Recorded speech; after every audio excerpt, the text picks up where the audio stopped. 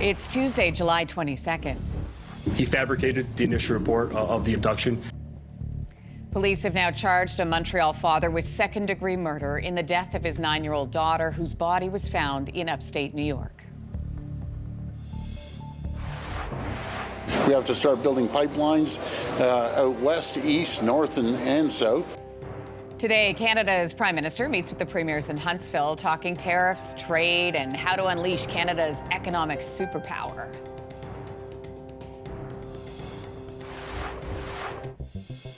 Like sands through the hourglass, this is apparently the shortest day of our lives. Why? Well, the Earth is apparently now spinning faster. We'll explain coming up.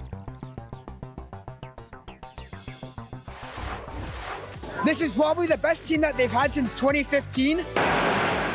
Yeah.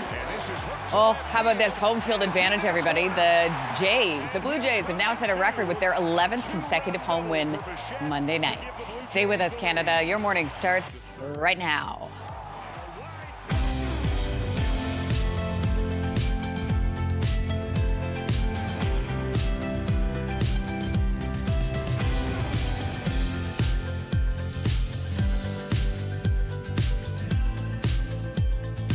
Welcome to your morning, everybody. I'm Lindsey Deluce. By the way, if you're looking for Anne-Marie, you can catch her anchoring CTV National News tonight. Which is awesome. Awesome. So good. Less awesome, that means I'm here. I'm no, Wilson. Good morning, true. Canada. Good to have great, you. But equally as awesome, I'm here to off on a much-needed vacation, and we hope your day is off to a good start. It's good to have both of you here. It's exciting to be back. Yeah, it's great to be here. We're going to turn right to some top news stories we're following for you here this morning. New York State Police have now charged the father of the 9-year-old Montreal girl found dead with second-degree murder.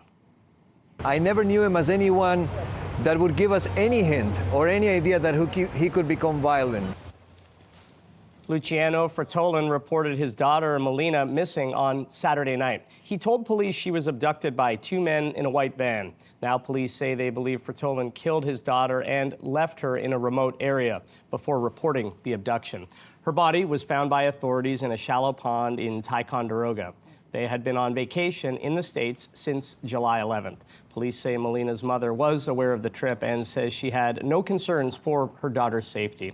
Fratolin has also been charged with concealment of human remains. A not guilty plea was entered on his behalf at his arraignment hearing yesterday. A 15-year-old boy is dead after he was stabbed in downtown Vancouver.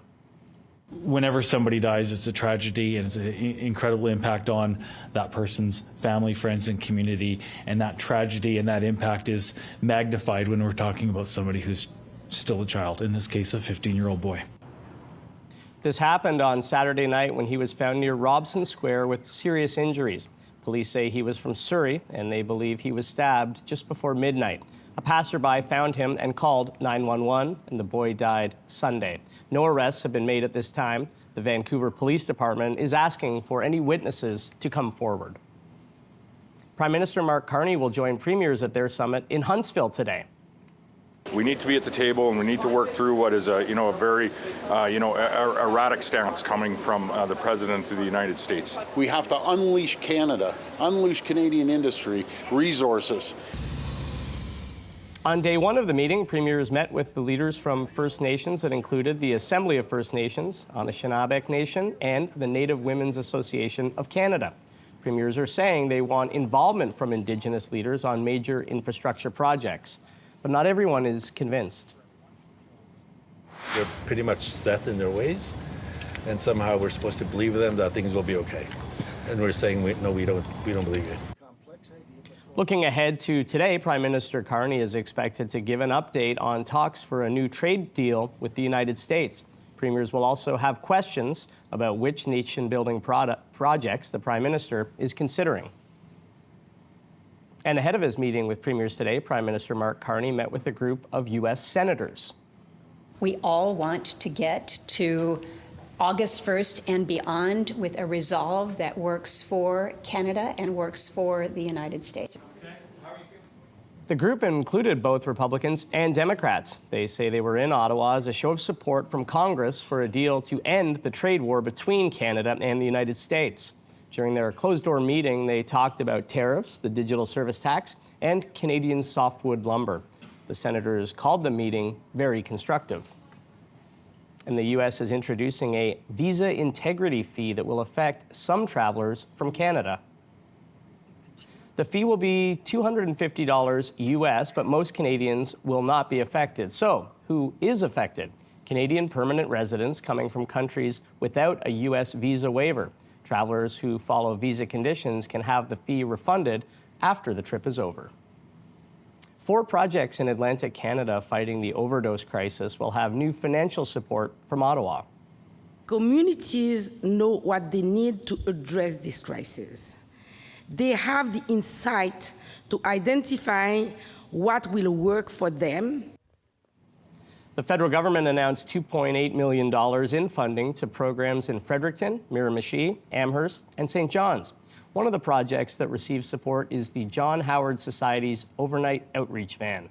That van is stocked with supplies used to help an average of 30 people a night. Money for the projects come from Ottawa's Emergency Treatment Fund.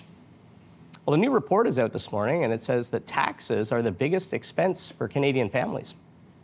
The report is from the Fraser Institute, and it says the average family in Canada spent about $38,000 in total taxes last year. The report also says Canadian families spent more on taxes than on housing, food, and clothing combined. It says taxes have grown faster than any other expenditure for an average Canadian family, going up by more than $2,700, or 207,000% rather, since 1961.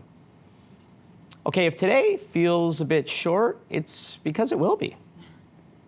Today could be anywhere from 1.25 to 1.34 milliseconds shorter than 24 hours.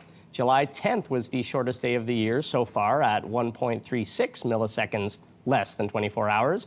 The reason why, you ask? Well, because the Earth, get this, is apparently spinning a little faster than usual. But don't worry, it happens from time to time. So you may be wondering, though, is this a big deal? Well, when these short days start adding up, they can affect computers, satellites, and telecommunications. And scientists say every time this happens, it raises the possibility of something I didn't know about until this morning, called a negative leap second. That means taking a second off the world's official time standard. The next short day is expected to happen August 5th. Wild. The Blue Jays have now made history, setting a franchise record with their 11th consecutive home win Monday night. And this is hooked to left field, and it's into the corner. It is so exciting. The Toronto team defeated the Yankees 4-1, now standing at 59 to 41 wins this season. They're tied with the LA Dodgers with the second most wins in the MLB this season. The Jays' previous 10-game home win streak dates back to 1985. Whoa. The Jays will face the Yankees again tonight.